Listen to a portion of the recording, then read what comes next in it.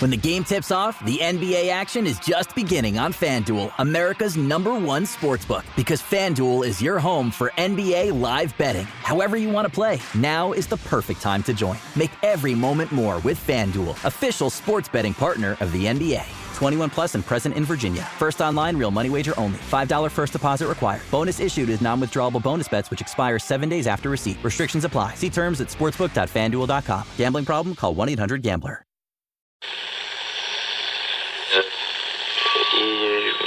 Ampire.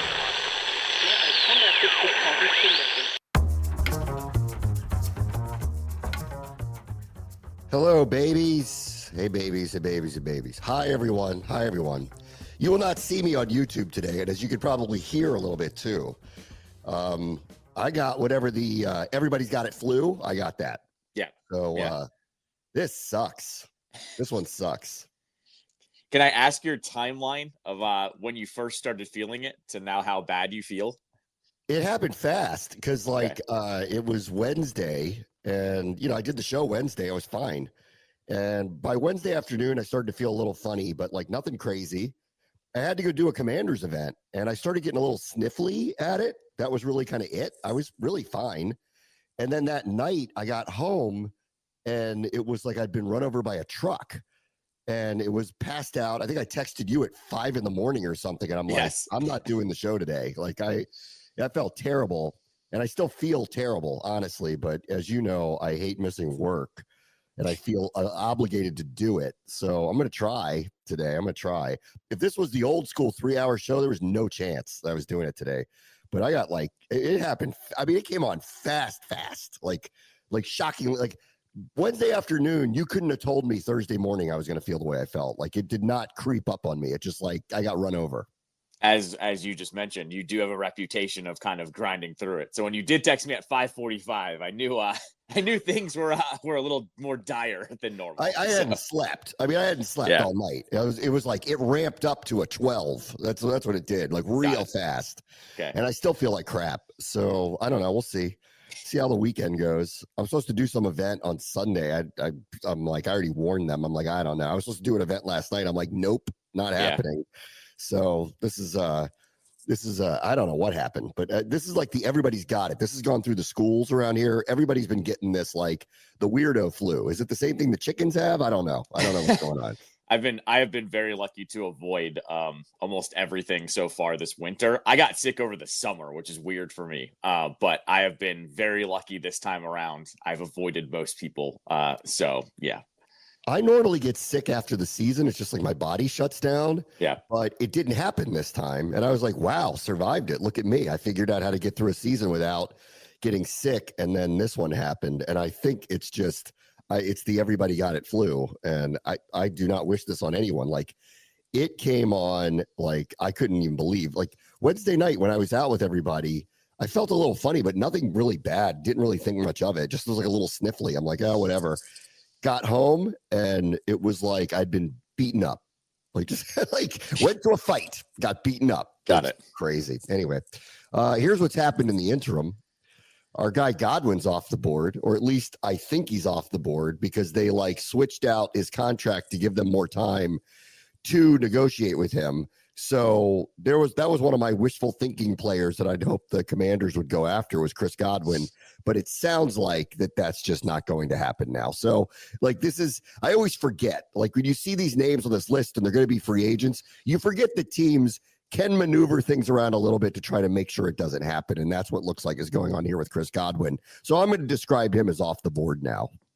Yeah, I mean, you still never know if those negotiations fall through. But yeah, I think that's always kind of the trope, especially in the NFL these days, when somebody's a free agent, you don't know if your team's actually going to tag them, or we've seen it rarely. The transition tag also keeps guys on teams for just a little bit longer before they get their new deals done. So yeah, I'm with you. I think it's on pause. I'm not slam dunking anything because I also think Maybe he also gets the itch that Myles Garrett has, where maybe he wants to win a little bit more. Not saying that he doesn't like Baker, but maybe, just maybe, there's still that outside chance. But I'm with you. It's probably off the board. The issue more is if it falls through with Tampa, it's because he wants something that he's not going to get on the open market. Right. And so that's why he's kind of off the board to me. Like, they're going to offer him whatever they think the market is for him. And if he doesn't take it, then he's expecting something that I don't know that he's going to find outside of that. And he's going to find out the hard way.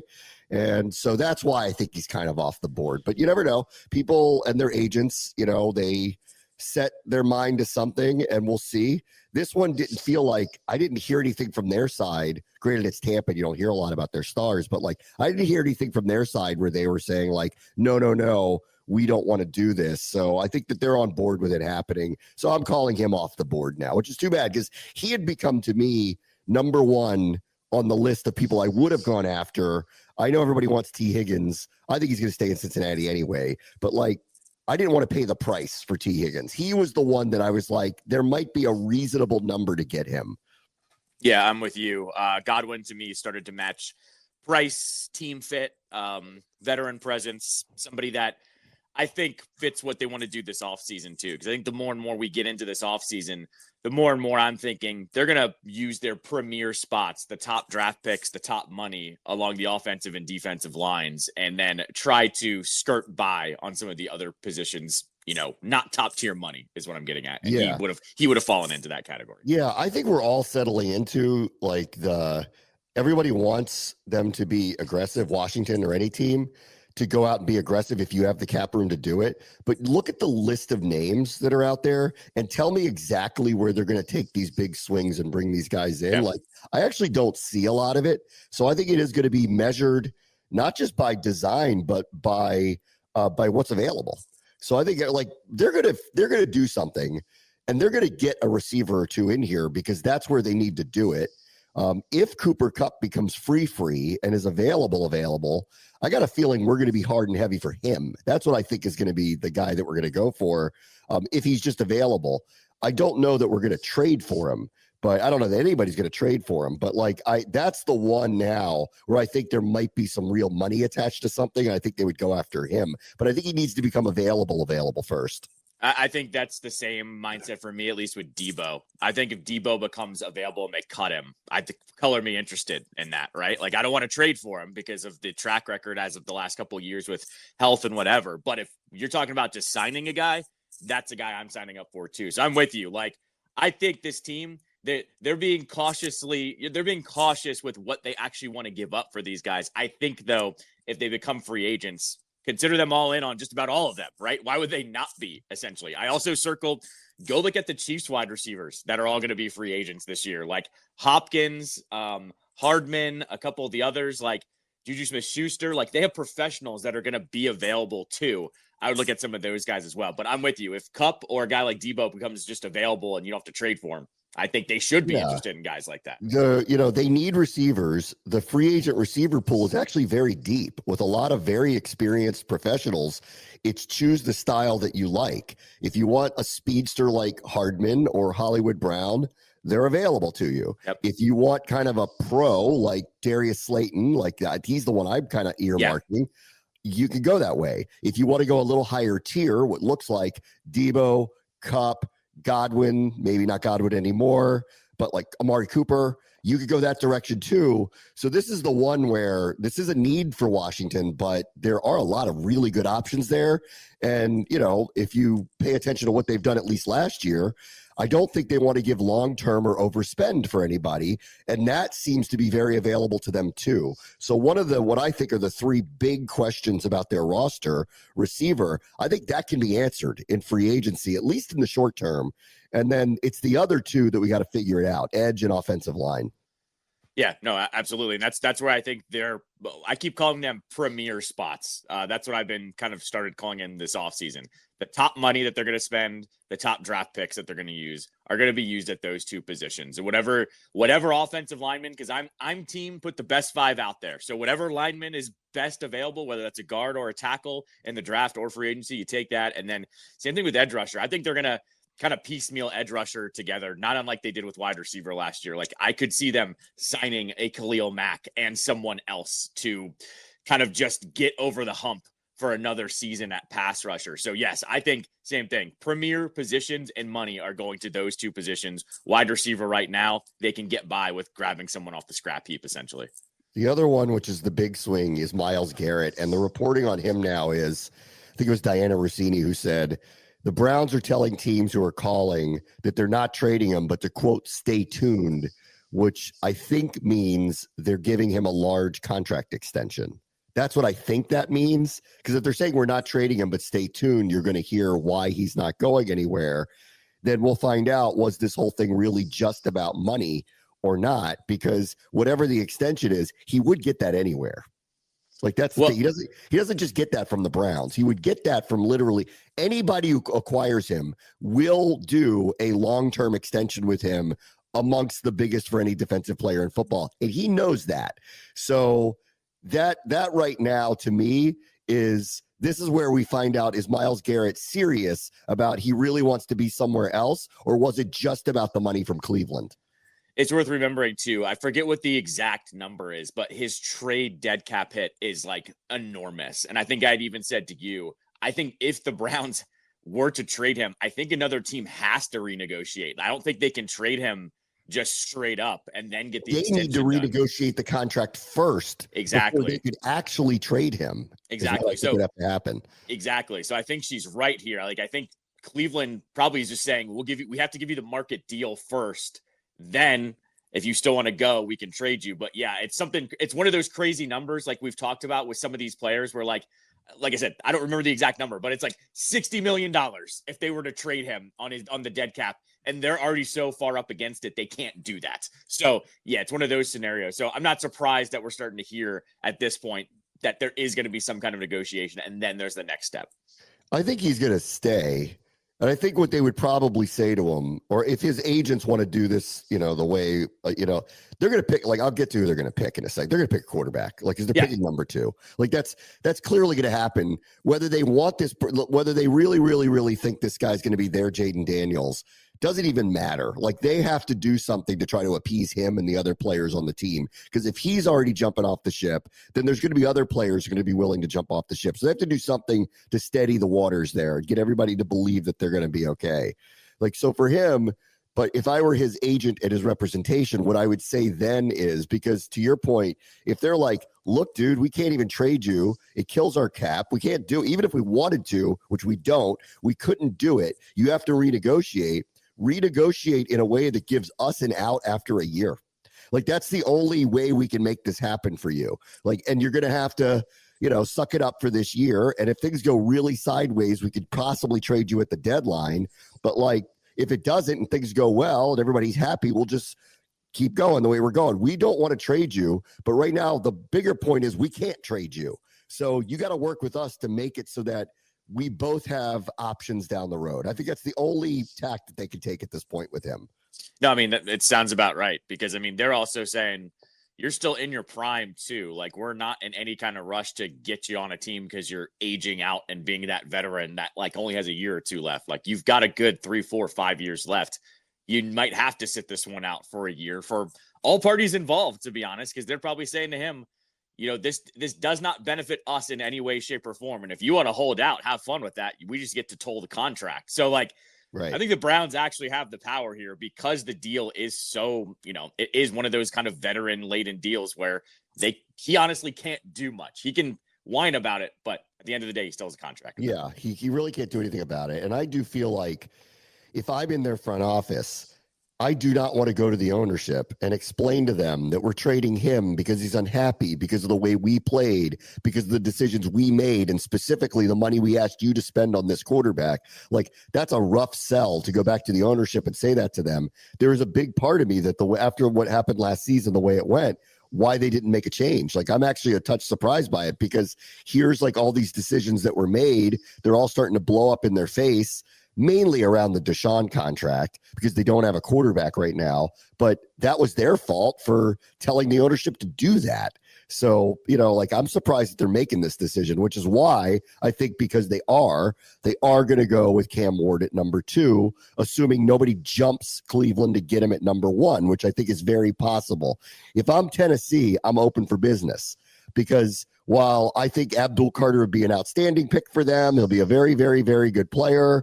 I think you can live with, if you're them and need a lot of things, trading down, not feeling like they clearly don't think Cam Ward's the answer, that they're definitively going to go that direction, which I actually think is the right way to go.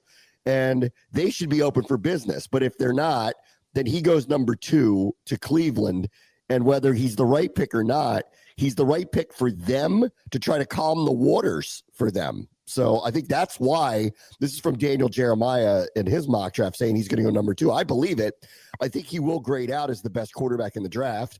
I don't think, just from my point of view, that he's Caleb or Drake May or Jaden Daniels personally. I don't think he's that, but he's going to go that high because there aren't other options that are better than him, and they have to take a quarterback. So I believe that that's what will happen with him. Yeah, to your point on Tennessee too, though, what I would say is Tennessee, they would still get their impact franchise player. I don't know what the haul looks like this year. Like they're not getting the 3 first-round picks because it's not, your Caleb Williams or whoever it's going to be. So that's the one thing I would weigh if you're Tennessee. Like, do you just take the franchise-altering, non-quarterback player, or do you really want to take the first-round pick and some middle picks? Because I don't think, maybe 2 first-round picks gets it done. But it's not going to be the haul that we're seeing in years past because we know how this works. If it's not a quarterback or if it's not that top-tier quarterback, I don't think anyone's, going to make a move for number 1. I mean, but frankly, though, I'll get to this because this is Daniel Jeremiah says that at number 3, the Giants are going with Travis Hunter and not a quarterback. What if they're moving up to number 1 just to have Tennessee move back to number 3? And then it's a distinct possibility that they're getting Abdul Carter anyway and getting whatever else comes with that. Sure. That makes sense. Or Daniel Jeremiah is landing where I'm landing, which is outside of Cam Ward, who I will hear out as a potential really good top-tier quarterback.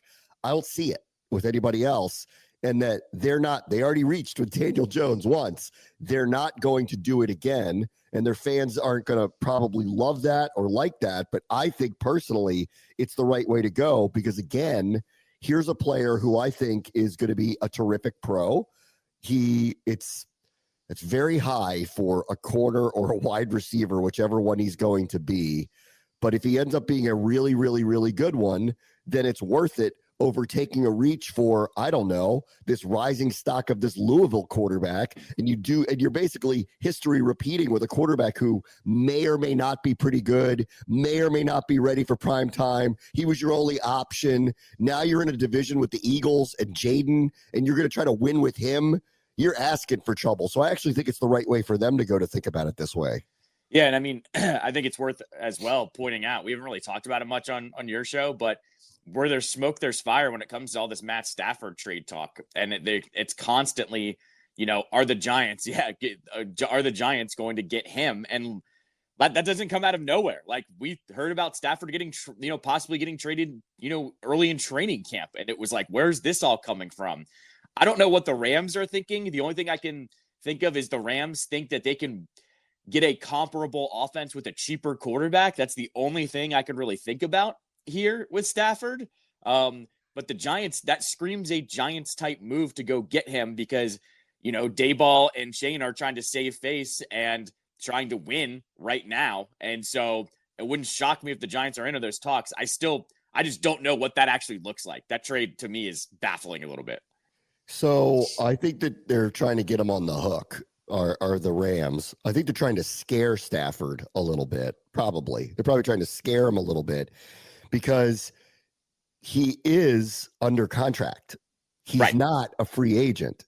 So I think this is more about trying to scare him into taking the deal they want to stay than we're just going to move you if you don't listen to us. This is kind of like the baseball arbitration thing where they're like, listen, man, like we control your rights. Yeah. We can make a choice here. Do you want to be here? Do you want to be somewhere else? If I'm Matthew Stafford, I'm looking at this going, you do not have my replacement. Right. You don't. Exactly. And that's why he's probably standing firm going, you do not have my replacement on this team. And whatever deal you sign me to, it's not going to be long-term because I'm 37. Why are you giving me such a hard time about all of this? And they're going, we could send you to the Giants. So I believe he will be a Ram. That's what I believe will be the case. I think they're taking a hard line with him to try to scare him into taking a deal that is a little bit lower in money than probably what he's asking for, but I don't believe it's a real threat. And maybe I'll be proven wrong and they will ship him off there. And if the third overall pick was involved for it, I would do it in a heartbeat if I were the Rams. I just can't believe that that would be the case. So what's the deal for him? I don't know, a second round pick, maybe something like that. Why would the Rams do that? And who is their replacement for him? Like their backup was Jimmy Garoppolo, so they don't have a replacement for him on the team. So I think this is all a fake threat to try to scare Stafford into taking a deal that they're comfortable with. That's what I think. I mean, I'm with you. Like their backup, whoever would start is not on the team right now. And Correct. So you look at both, I think you look at both quarterbacks that are going to be at the top of the free agency class, and that's Aaron Rodgers and that's Kirk Cousins. Well, we know how McVay feels about Kirk Cousins. And you look at Rodgers didn't put together a great year. With both of those guys, though, they both didn't look correct off of Achilles injuries. You have to think one of them is going to be better off of that, having a full offseason, not having to rehab and just being able to work out or whatever. So that's where I think the dice is going to be rolled if they do actually trade Stafford. I don't really see it, though. I don't see it either. Like the Rams are ready to win right now. Like they did a great job transitioning from F them picks to cherishing them picks. Like they drafted really well. Look at their offense that got revamped. Their defense is also revamped too. Like I know they don't have Donald anymore, but they did a really good job pivoting to be a draft forward team. It doesn't make sense to me why you'd get rid of Stafford. So I think those would be your options moving forward. Or as I've said too, does the Brock Purdy stuff fall through and the carousel begin where you start having all these quarterbacks start to shift around? Like does Darnold all of a sudden become an option? That's where I think the Rams are going with this. I think they're saying we can move on from you and go elsewhere and get comparable production. It's a dangerous game to play. You know how dangerous it is in the NFL to play that game. They could go get Darnold, but they've got to give him a multi-year deal. Yep. They could probably trade for Cousins. Yep. Or Cousins is going to get. I'm sure Cousins could be moved in a second. I think he could be moved. I mean, obviously Atlanta would move him. Why do they want to pay him $30+ million to be a backup? They don't. So they want somebody to come along and take on that contract. The question is who and at what rate would they do it? And like, would the Rams be willing to say, okay, we'll trade for Cousins, but you're going to eat half of the contract on your cap and we'll eat the other half and we'll give you a pick back in return for him? Like I could see something like that working out that way. Like I could see something like that working out where they get him on the cheap, and they're able to build around him. I think Schefter had said they can make Cousins a post June 1 cut. And it's not like, it's still a bad cut. It's still a significant chunk, but it's not like this $90 million hit. It's like a $40 or $50 million hit that I think he said as soon as basically he was benched, that was going to happen. So Cousins is going to be available. It's just how you get him. That's right. So maybe they're looking at it that way. Like, and then what was it? Schefter said that, and I don't believe this, I think it's another big threat, that Aaron Rodgers could end up with the Rams if they traded Matthew Stafford. I really believe this is all to scare Stafford into taking whatever deal they want him to take. Yep. And he so far isn't biting at it. And then it's a game of chicken at that point. And so they keep throwing these things out there like they could go after Aaron Rodgers. I think they could realistically get Cousins. I think they could probably get Rodgers. That's probably not untrue, but you never know with him. Like he's not earmarked to anything until he is, and he needs to go into whatever cave he needs to go to figure out what he wants to do. So whatever he says could change 20 minutes later. So I don't necessarily believe him. Plus, like, after what you've seen the last couple of years and after the rigmarole with him in general, do you believe you're better off with him over Matthew Stafford at this point if you're the Rams? I don't know the answer to that. Like, I think you're going off a reputation of the way he played 6 years ago in Green Bay, and you're not taking into account everything that comes with him when you show up.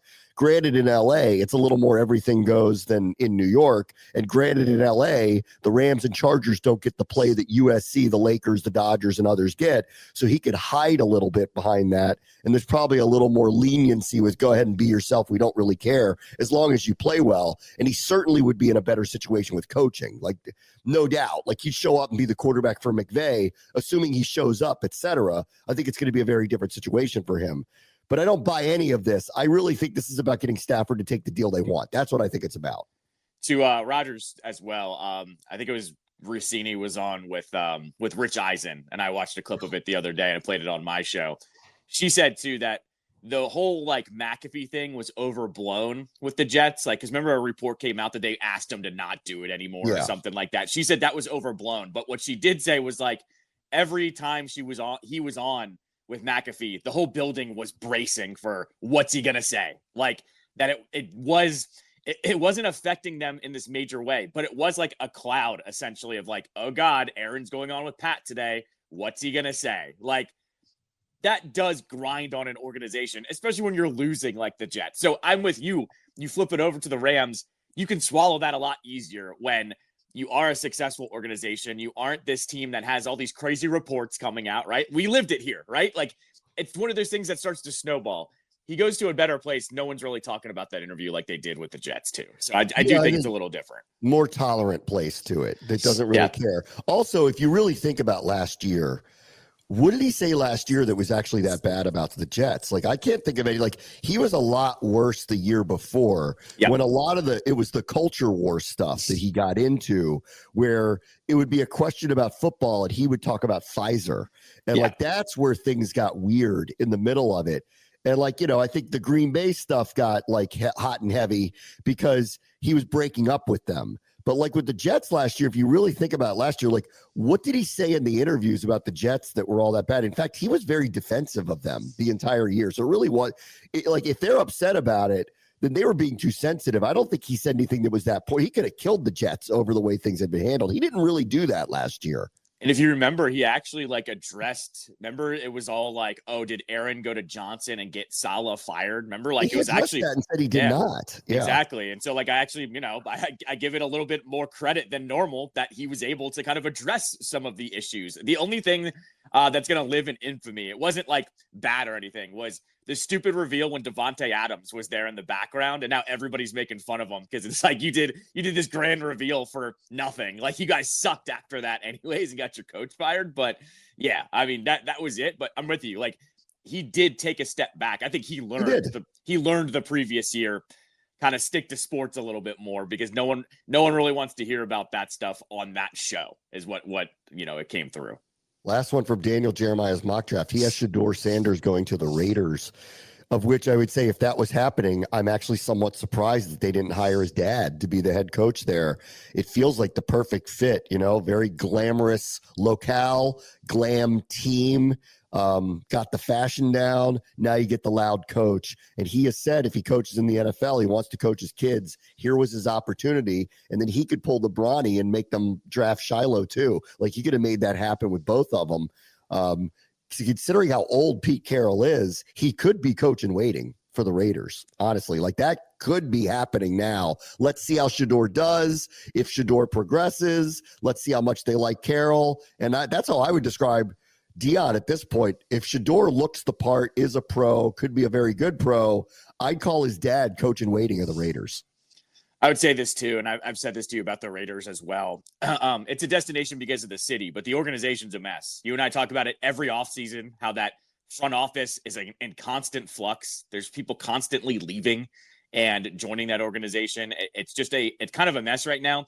I think what's happening here is if Dion is interested in jumping to the NFL and coaching his son, I think even he kind of realized, get a professional like Pete Carroll in there to calm the waters, essentially. And that's right. That's where I think we've landed here. Like, it's a little bit of what happened with Washington and Ron, right? They didn't hire Ron because he was this amazing coach. They hired Ron to like steady the ship a little bit. Granted, it came with its own problems, but Ron got the players to play hard. That was essentially why he was hired in Washington. And I think it's a little bit of the same with Carroll. It's get a professional in here that's done this before, that can kind of just keep everyone focused on one goal. Because I think they liked Antonio Pierce, but you know how this works. When a guy hasn't been a head coach and it goes off the rails, it's hard to get it back on again. And that's ultimately what Pierce's downfall was. If Shedeur looks good the first couple of years, here's what I think will happen. They're going to move Pete Carroll up in the organization and make him president or whatever and say, we're hiring Dion and you're going to work above him. And that's your retirement job, is that you're going to be the same face in the organization to help lead that. That's what I think would happen. That's what I think Ron was hoping was going to happen here. Steady the ship, move up, be a big part of the organization and let someone else be the head coach. But everything went so sideways in the last year, it didn't. I think Pete Carroll has an opportunity for this. And I think if anything that Pete Carroll should be mad about after all those years in Seattle is they didn't do that for him there. That they just were like, bye, instead of like, are you kidding? Like, he's like, not even like by far not close. He was the best coach you'd ever had in your organization's history. No offense, Chuck Knox or Mike Holmgren, but like most successful one for sure. And for a long period of time. And you just were like, well, we're done with you now, and kicked you out. Like, that's kind of wrong. Like, you couldn't find a role for him. He's in his 70s. You couldn't find a role for the guy. Remember, they did let him play his contract out. Remember, they moved him into an advisory role to let the contract run out. Like, that's still in today's NFL. Like, they did him a solid there. Yeah, so I guess. Will say, like, he did that, and then what happened? No one was knocking on the door. He went to go teach at USC for a while. So, I mean, I don't know. Like, I'm with you. I also think, though, they needed that's one of those weird ones where you needed a new voice, period. So they let him play the contract out, then they let him go. Yeah. All right, let me take a quick break. Brad Bush Show, ESPN 630, the Sports Capital.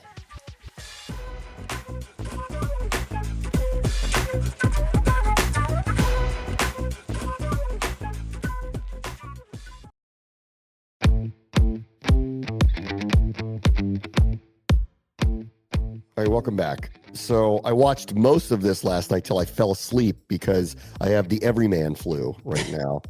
And unfortunately, they didn't drop the puck till almost 8:30 last night in Boston. But this Four Nations thing is a super hit. And I mean, I think the most incredible part of it to me is, and they basically acknowledged this last night, and it's been acknowledged throughout the week, they didn't know this would be that big of a deal. I don't think the players knew it would be that big of a deal. I don't think anybody knew it would kind of capture everybody's attention the way that it did. It was totally lightning in a bottle. I've said this for a long time. Like, some of my favorite hockey is Olympic hockey. I love the international hockey. And part of it is because, and you know this because you're around it, these players love playing for their country. Like, sometimes more than the NHL teams. Like, Ovechkin loves playing for Russia. There are a number of players you'll hear say the same thing. Like, it's very important to them. So this international thing is probably years in the making that should have happened. I probably geopolitically is why they didn't have a Russian team, but they really should, considering how many great Russian players are in the league right now. I guess geopolitically, they felt like it was the wrong time to do it because of where we are. Like, is there something different about that? Because I kind of don't understand why there wasn't a Russian team in this tournament. I actually wouldn't read too much into it. Emily Kaplan talked about this a little bit yesterday on Sportsmanlike, and she basically said this: in year one, they had only so much runway to put together the first four teams, is what she called it. That essentially there's going to be more teams moving forward. This will not be called Four Nations the next time that they do it. Because she also said this: they don't know if they're going to do this next year. They might have to wait 2 years to do this again. They're going to do this again. They're going to figure it out because that thing was too much of a hit not to do it again. You got to remember, they announced that they will let them go to the Olympics next year. So that's probably going to be what the break is next year. So that's where they're going to put a hiatus on it. But here is really like what the gist of this is too. And I will say this because it was a hit. I was skeptical of the thing. Trust me, I looked at the schedule and said, I got 2 weeks off. Great. Love it. I don't really care how it plays out, but whatever. Here's really what it is too. It was a perfect storm that the NHL created for themselves. There has not been an international tournament best versus best since 2010 because the NHL stopped letting the players go to the Olympics. They stopped the World Cup of Hockey, and they haven't let these players play in this tournament. So I looked it up yesterday on my show. Nathan McKinnon got drafted by the Colorado Avalanche in 2013. He's never played in one of these tournaments. Wow. Connor McDavid has never played in one of these tournaments. So finally, the NHL, by kind of their own restriction, puts this back out there, and we finally get to see the stars of the stars. Like the Tkachuk brothers, I don't think 80% of Americans knew about the Tkachuk brothers until Saturday night, but I do because I follow the sport. All of a sudden, you finally see like what this means to these players. And the NHL, I don't know if they did it on purpose or what, but because of their own volition, we got to see all of these players in this format again. And it kind of reminded them, I hope, of, oh yeah, this is kind of like one of our best things moving forward. You and I have talked about it. The Olympics are so fun to watch when all these players are in it. We literally haven't had it in 15 years. So this coming back, one, thank God that they are coming back, because the NHL said, one, we're letting you go back to the Olympics, and two, they're bringing back the World Cup of hockey. The World Cup of hockey happened one time, and it's before the season starts. So I think the NHL, they're starting to hit it now of going, okay, we need to wrap our players in the flag again, because all of a sudden they care about this. Our fans care about this. The get-in price was $1,500 last night. Are you kidding me? Like, this is a hit, huge hit. And moving forward, there will be more nations that they add to this. And by the way, the good part about this is in the Olympics, remember, they weren't letting Russia compete. It was that whole like Russian Federation thing. Yeah. With the NHL, it's their product. Their players are playing.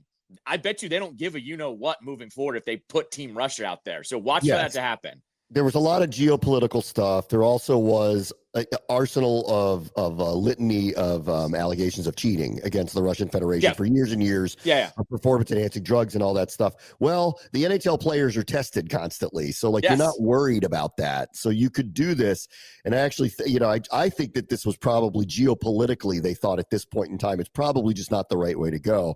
But it is a little bit absurd that there isn't a Russian team, considering how many great Russian players are in the NHL. So we'll see what they do moving forward. It was really cool. I wonder to what degree did they have to go to the countries and say, can we use your jerseys, your colors? Because those were the official look of those countries. So that was very interesting too, that they got them to agree to do that. And they must have felt at that point like this works for us too, to be part of this. So, I mean, just to uniform geek you out real quick, those were not the official looks. Those were like separate Fanatics type looks. So like there was no official team, like that was not the official Team USA crest or the official Team Canada crest. They were their own kind of like side jersey, is I guess the way I would describe it to you. So like this is their own international tournament. Like you have to think about this as the NHL Olympics. That's like the way you got to look at it. It is a subset of teams that the NHL made moving forward. They're the ones that put the coaching staffs together, that put the GMs together, all of that stuff. And that's why, you know what? Like I give the NHL credit here. Over the summer, they started to reveal that stuff. They said, oh, here's our coaches, here's our GMs. I didn't pay much attention to it because I'm going, what do I care? This isn't happening until February. Well, it's just an exhibition. Like that's the thing. Right. Like that's the craziest part of the whole thing. There really isn't much on the line here, but the players acted like there was.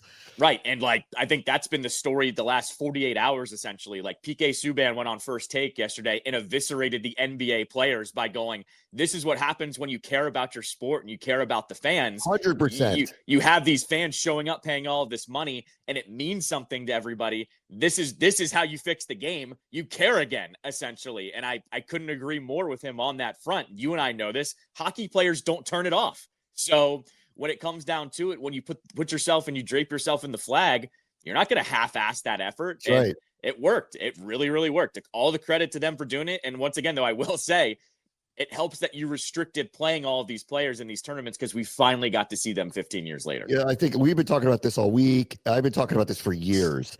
The NBA players are making a mockery of their regular season.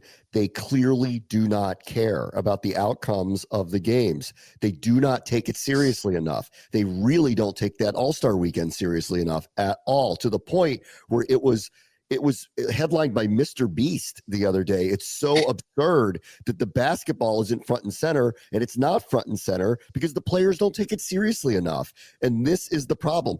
People will glom onto anything where they feel like the players care or that there's something attached to it. The NBA players have made a mockery of their own regular season, and this is why they have a problem that they need to figure out how to fix. Part of me feels like They need some new Kobe Bryant to show up, someone who gives a crap every single night, who kind of spearheads it, who says, oh, you don't want to try? Watch, I'm going to score 55 on you then, right? Because I'm a killer. They don't have a young killer out there right now.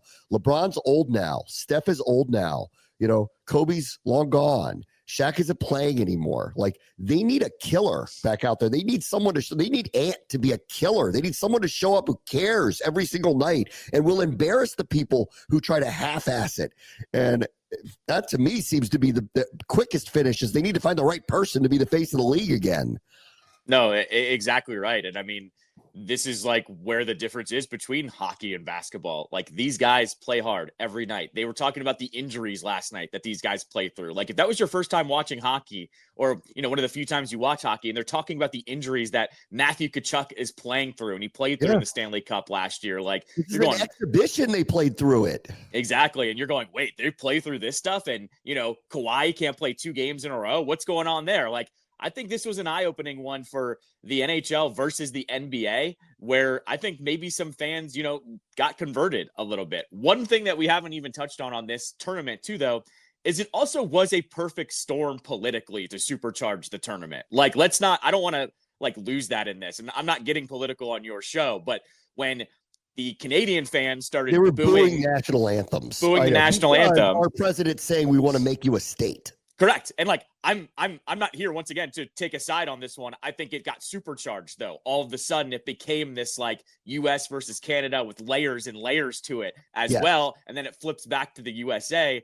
That makes for great theater. I don't care what side of the aisle you're on. It supercharged the games a little bit more. And like, the funniest part about this tournament was, you know, Sweden and Finland played too, but no one cared about those two. Yeah. Everyone knew it had to be US versus Canada to finish this thing off. So don't get that twisted either. This became a really big deal because they're started to lay in some political layers into it too.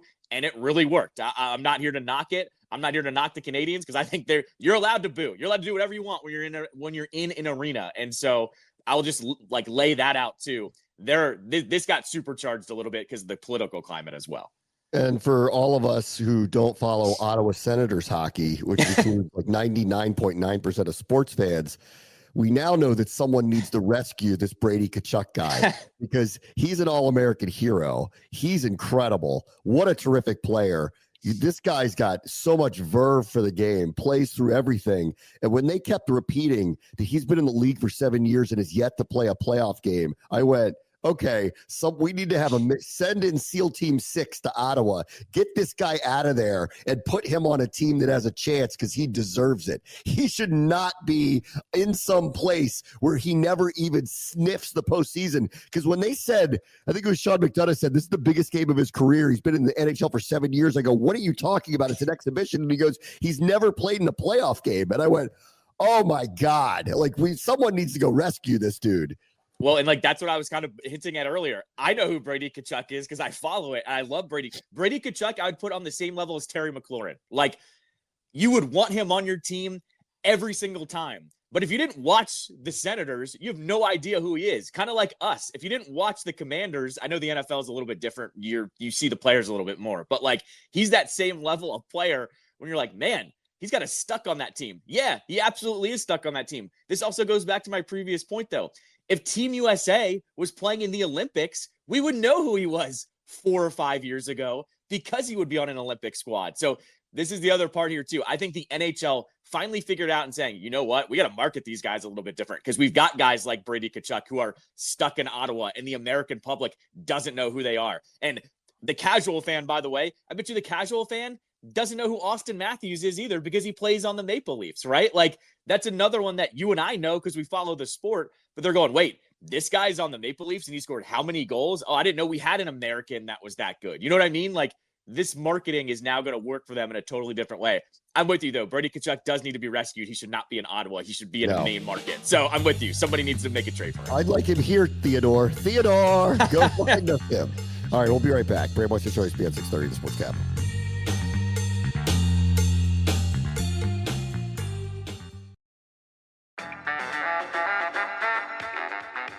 All right, welcome back. We'll spend a few minutes just on this. You like Terps? Red hot. They've won, let's see, 4 of their last 5.